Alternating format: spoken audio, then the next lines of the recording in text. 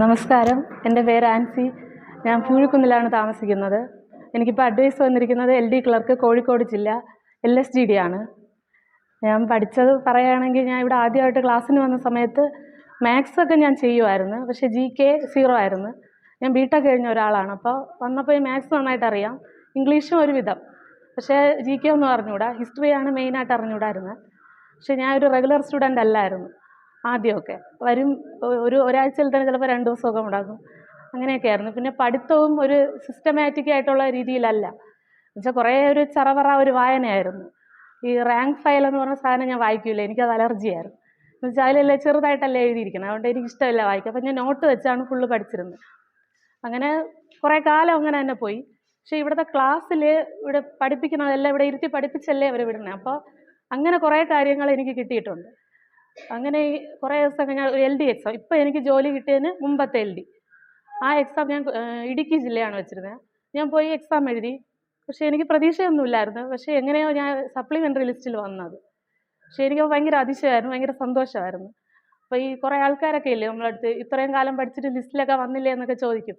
അപ്പോൾ അവരുടെ അടുത്തൊക്കെ ഒരു ആൻസർ പറയാമല്ലോ എന്നുള്ള ഒരു സന്തോഷമായിരുന്നു. അപ്പം ശരിക്കും ആ ഒരു ലിസ്റ്റിൽ വന്നതിന് ശേഷമാണ് ഞാൻ യഥാർത്ഥത്തിൽ പഠിക്കാൻ തുടങ്ങിയത്. പക്ഷേ ആ സമയം ഞാൻ 8 മാസം പ്രഗ്നൻ്റ് ആയിരുന്നു. അങ്ങനെ പിന്നീട് പഠിത്തം അവിടെ വെച്ച് നിന്ന്, പിന്നെ അടുത്ത് ഞാൻ ക്ലാസ്സിന് വരുമ്പം 1 വർഷം ഗ്യാപ്പ് കഴിഞ്ഞാണ് ഞാൻ അടുത്ത് വീണ്ടും വന്നത് ക്ലാസ്സിന്. അപ്പോൾ ആ സമയത്ത് ശരിക്കും എന്തായാലും ഒരു ജോലി നേടണം എന്ന വാശിയോടെ തന്നെയാണ് ആ സമയത്ത് ഞാൻ ഇവിടെ വന്നത്. അങ്ങനെ പഠിക്കാൻ തുടങ്ങി. അത് 2019. അപ്പോഴാണ് കൊറോണ വന്ന്.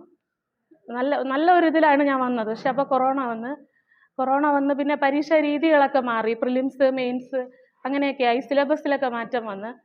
അങ്ങനെ ക്ലാസ് ഇവിടെ എല്ലാം പൂട്ടിയല്ല, അങ്ങനെ വീട്ടിലായി. വീട്ടിലിരുന്ന് പഠിക്കാമെന്നൊക്കെ വിചാരിച്ച് ഒന്നും നടന്നില്ല ആ സമയം. പിന്നെ ഒരു കമ്പൈൻ സ്റ്റഡി ചെയ്യാം എന്നുള്ള ഒരു തീരുമാനത്തിൽ കുറേ കുട്ടികളൊക്കെ ചേർന്ന് LD മെയിൻസിന് വേണ്ടി, പ്രിലിംസൊക്കെ നല്ല രീതിയിൽ എഴുതി. അപ്പോഴൊരു 5 എക്സാമിന് എനിക്ക് എഴുതാൻ പറ്റുമായിരുന്നു. LD ഉൾപ്പെടെ 5 എക്സാം മെയിൻസ് എഴുതാൻ പറ്റും. നന്നായിട്ട് എഴുതിയ എക്സാം. അത് കഴിഞ്ഞ് മെയിൻസിന് വേണ്ടി, LD മെയിൻസിന് വേണ്ടിയാണ് യഥാർത്ഥത്തിൽ പഠിച്ചത്. LD മെയിൻസിന് വേണ്ടിയാണ്, എങ്ങനെയെങ്കിലും ഒരു LDs നേടണം എന്ന് ഭയങ്കര വാശിയായിരുന്നു എനിക്ക്.